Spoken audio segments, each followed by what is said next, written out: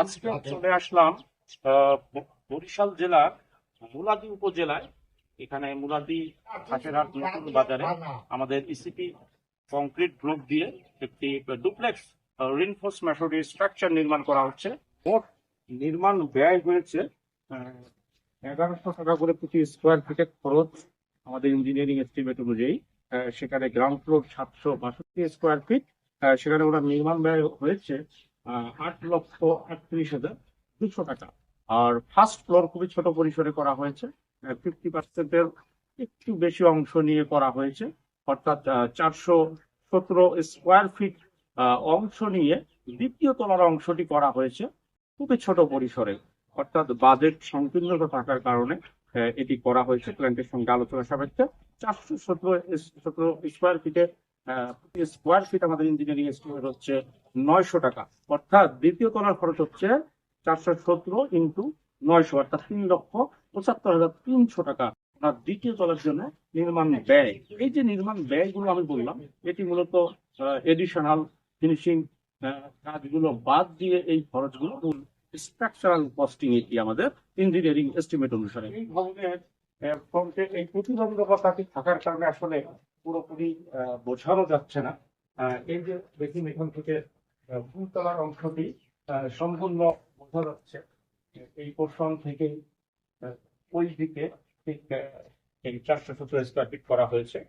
দ্বিতীয় তলায় একটি বেডরুম এবং একটি টয়লেট এবং সিঁড়ি ঘর সহ করা হয়েছে 417 স্কোয়ার ফিট। আর নিচ তলায় অর্থাৎ গ্রাউন্ড ফ্লোরে যেটি করা হয়েছে, এখানে দুটো বেডরুম, মাস্টার বেডরুম রাখা হয়েছে, একটি সেপারেট ডাইনিং স্পেস রাখা হয়েছে এবং একটি লিভিং স্পেস এবং একটি টয়লেট, একটি কিচেন।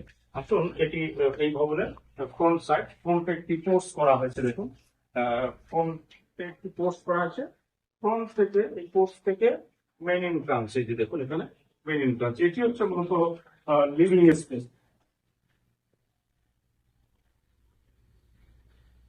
লিভিং স্পেস থেকে এই যে অংশটি, এটি মূলত লিভিং স্পেস। এদিকে এইটা লিভিং স্পেসটা দেখুন, এটি লিভিং স্পেস। এখান থেকে এই ওয়াল দিয়ে, এই যে ওয়ালের পাশ দিয়ে স্ট্যাপ টিউবটি দেওয়া হয়েছে খুবই ছোট পরিসরে। আসলে যেহেতু জায়গার সংকীর্ণতা বা সংকীর্ণতা, তাই ক্লায়েন্টের চাহিদা অনুযায়ী ক্লায়েন্টের সঙ্গে আলোচনা সাপেক্ষে খুবই ছোট পরিসরে কম জায়গাটিকেও অনেক সুন্দরভাবে যাতে কাজে লাগানো যায়, প্রপারলি একটা ইঞ্জিনিয়ারিং প্ল্যানিং করে এই কাজটি করা হয়েছে। এই যে পর্যন্ত ফাঁকা রাখা হয়েছে স্ল্যাবে, এটি গার্ডেনিং স্পেসের জন্য ফাঁকা রাখা হয়েছে। আর এখানে যে 417 স্কোয়ার ফিট করা হয়েছে, ওই কর্নার এই দিক থেকে এই পর্যন্ত 417 স্কোয়ার ফিট এই অংশটি এই পর্যন্ত করা হয়েছে। এই যে এই কর্নারে অর্থাৎ স্টেয়ারকেস যেটিকে বলা হয়। আমরা এখন দ্বিতীয় তলার স্ল্যাবে চলে যাব। আমি এখন দ্বিতীয় তলার স্ল্যাবে চলে আসলাম। এই যে পোর্শনটি দেখা যাচ্ছে, এটি মূলত এখান থেকে এই অংশটি প্রত্যেকটি ফাঁকা রয়েছে।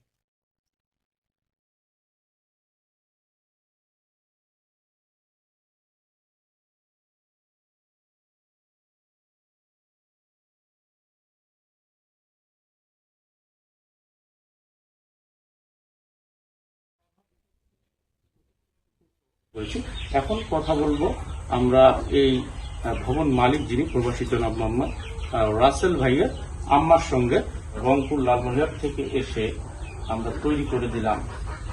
চেষ্টা করেছি আমরা যথাযথভাবে ভালোভাবে করার জন্য।